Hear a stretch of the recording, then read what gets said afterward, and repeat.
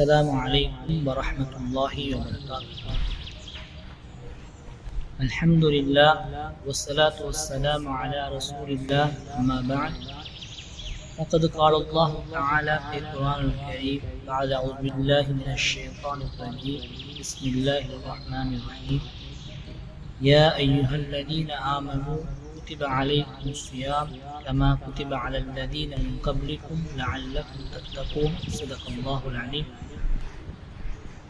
හිතවත් ප්‍රේක්ෂකයනි, අපි කාලය ගැන කියනකොට කියනවා කාලය ඉතා වටිනා වස්තුවක්. කාලය රන් හා සමානයි කියලා කියනවා.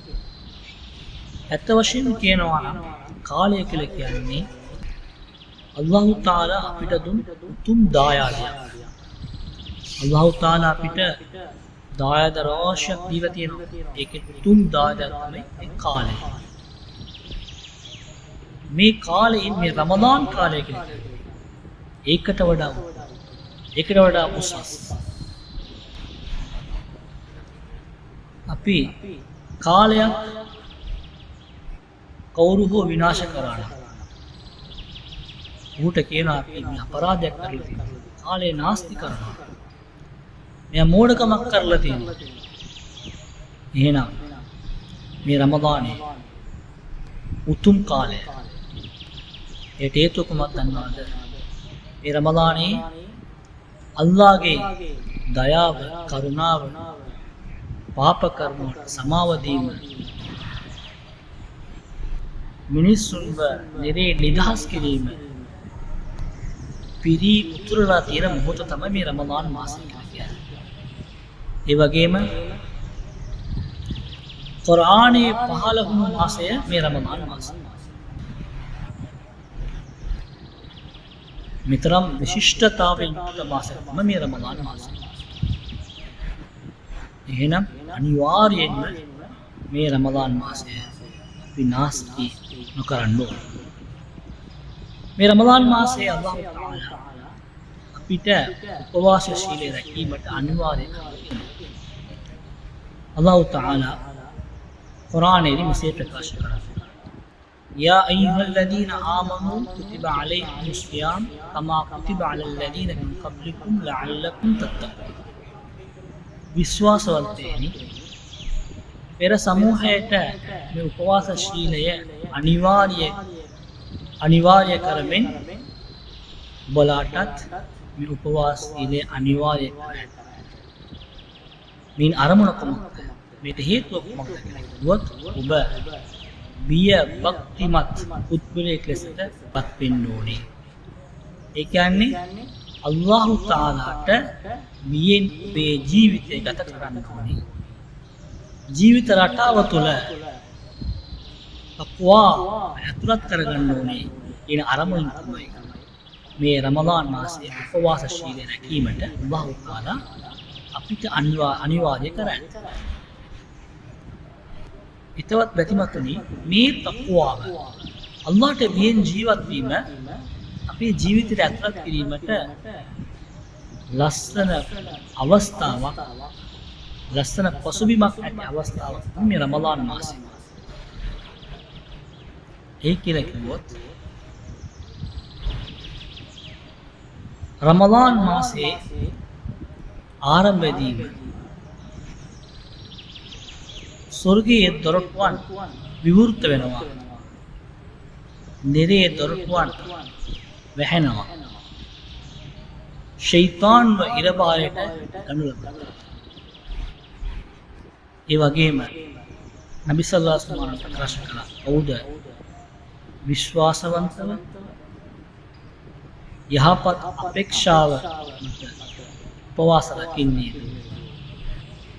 ඔහුගේ පෙර පාප සියලුම දේම සමාව කරන ලදී." ඒ වගේම උපවාස රකින්නාගේ ප්‍රාර්ථනාව ප්‍රතික්ෂේප නොකරන. තවත් බැතිමතුනි, අපි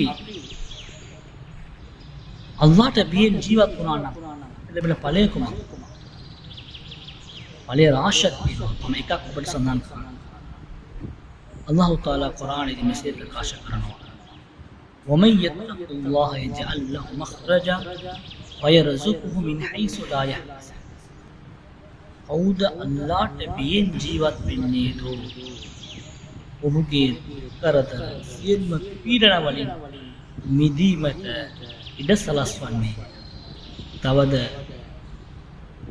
ඔහු නොසිතු පරිදි ඔහුගේ සියලුම අවශ්‍යතාවයන්ම සපුරා දෙන ලදී මේක තමයි අපි බලාපොරොත්තු වෙන්නේ මේ තක්වා එක අපේ ජීවිතයට ඇතුළත් වුණා නම් මේක අපට ලැබෙනවා මේ තක්වාක් ඇතුළත් කිරීමට හොඳ අවස්ථාවක් තමයි මේ රමදාන් මාසය ඊටවත් බැතිමත් මේ රමදාන් මාසයේ එක් මොහොතක්වත් එක් තප්පරයක්වත් අපි නාස්ති නොකර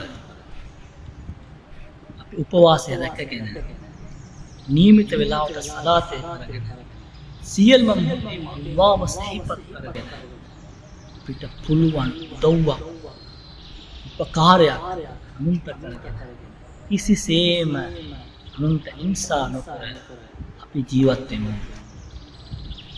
අපි